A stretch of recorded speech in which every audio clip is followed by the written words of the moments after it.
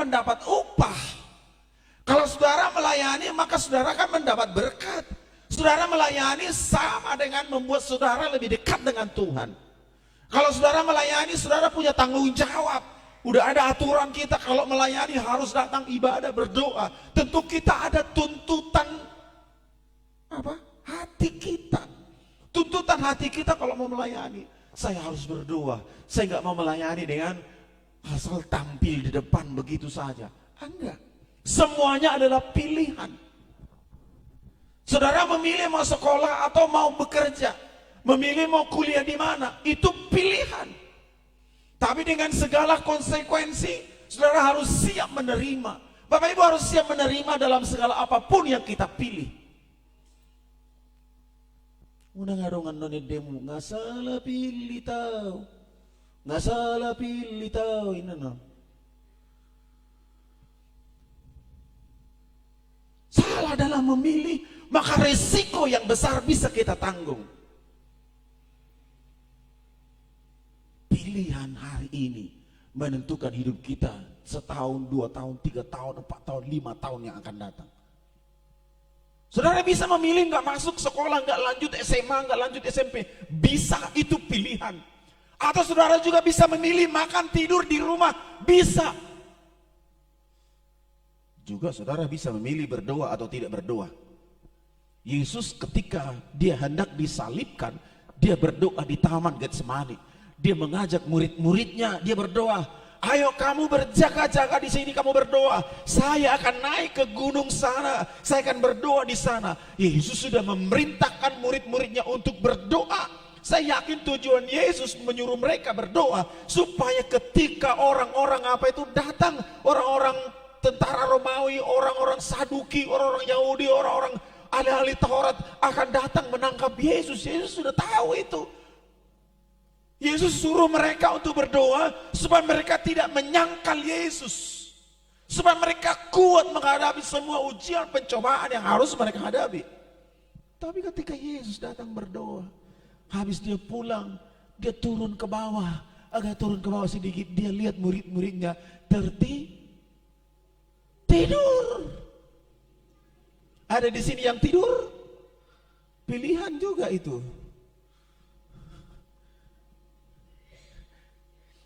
Hampir tidurlah Bapak. Bagaimana ini Bapak ini? Tidur. Kemudian Yesus bangunkan, hei, tidakkah kamu tahan berjaga-jaga 1 jam saja? Ingat, iblis sudah mengintip. Kemudian Yesus naik berdoa lagi. Dia lihat lagi murid-muridnya tidur.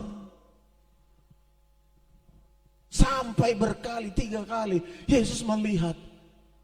Akhirnya apa? Itu mereka tidur pilihannya. Akhirnya ketika orang Farisi, orang Saduki, tentara Romawi datang ingin menangkap Yesus, mereka lari terbirit-birit. Ada perlawanan memang dari Petrus, tapi perlawanan secara daging, secara roh tidak ada. Dan kemudian ketika proses penangkapan Yesus, penyaliban Yesus, mereka lari, tidak kuat menghadapi semua ujian dan pencobaan, karena pilihannya adalah tidur. Saudara bisa pilihan, saudara bisa tidur di rumah, tapi saudara nggak akan pernah kuat menghadapi semua persoalan. Saudara tidak pernah kuat menghadapi semua pergumulan. Pilihan. Masih ingat apa yang dikatakan oleh kitab Musa Keluaran pasal yang ke-28? Hari ini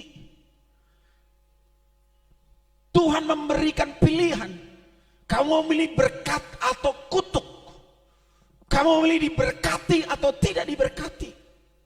Kamu memilih hidup berkenan di hadapan Allah dan hidup tidak berkenan di hadapan Tuhan. Pilihan. Tapi konsekuensi. Apa konsekuensinya? Seperti Lot. Dia memilih harta dunia ini. Dia memilih aliran berkat. Saya mau berkat, saya mau berkat, saya mau uang, saya mau ini, saya mau harta. Tinggalkan pelayanan, mau kerja, tinggalkan pelayanan. Mau tidur di rumah, tinggalkan pelayanan karena ini. Hidup itu pilihan. Tinggalkan pelayanan karena uang, karena harta. Harta Lot semuanya hilang. Istrinya sendiri menjadi batu karam. Gak manfaat. Semua hartanya yang ada di Sodom sana musnah, habis dalam sekejap mata ketika Allah murka menurunkan api dari surga, dari langit diturunkan api itu memusnahkan semua seisi kota Sodom dan Gomora.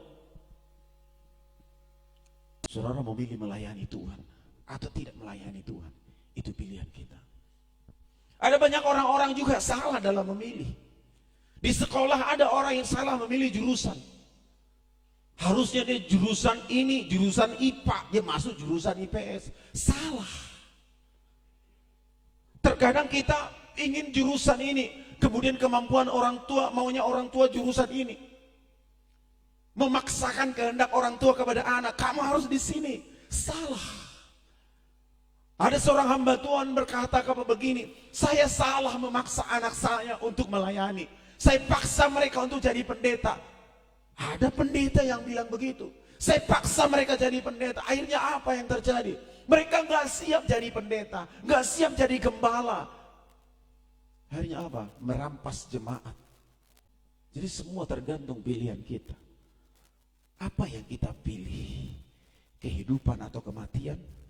Atau seperti apa? Orang yang punya harta, yang punya uang, yang punya segalanya, punya jabatan, punya kekuatan, punya power besar, punya pengaruh besar, kalau tidak bersama-sama dengan Tuhan, mengakibatkan kesombongan yang mengakibatkan kekejian di mata Tuhan.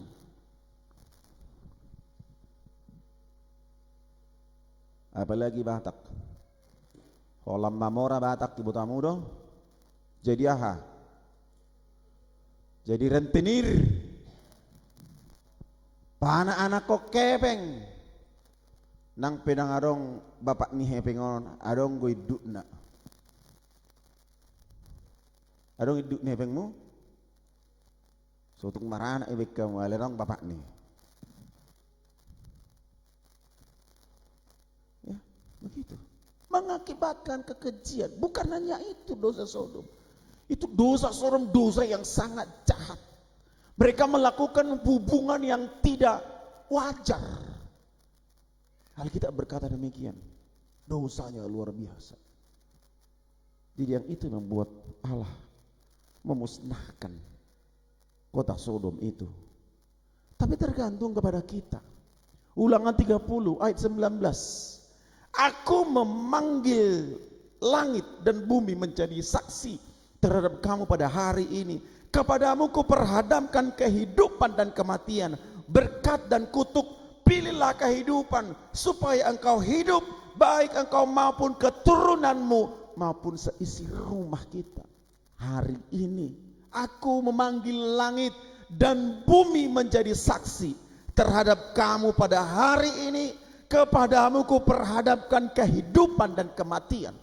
Sekali lagi, kehidupan dan kematian, berkat dan kutuk. Hari ini keputusan kita untuk melayani Tuhan atau tidak melayani Tuhan, itu tergantung kita. Tuhan tidak pernah maksa kita untuk melakukan sesuatu, memberi sesuatu. Tapi Tuhan berkata, hari ini langit dan bumi menjadi saksi terhadap kamu pada hari ini. Kepadamu diperhadapkan kematian dan kehidupan, berkat dan kutuk. Tapi Allah menganjurkan kita untuk memilih kehidupan.